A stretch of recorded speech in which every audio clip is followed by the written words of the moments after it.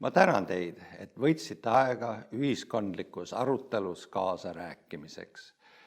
Te võisite tänase päeva jooksul kogeda, et heade argumentide esitamine ning vähem heade argumentide ümberlükkamine polegi väga lihtne. Ent sellest oskusest, kui selle omandamist jätkate, on palju kasu nii teie isiklikule võimekusele kui ka Eesti ühiskonnale.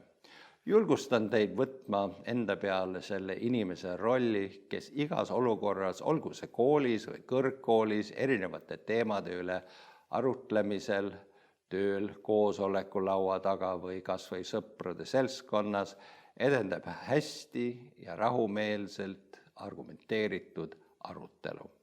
Me vajame rohkem rahumeelseid argumente ning kodanikke, kes oskavad neid esitada.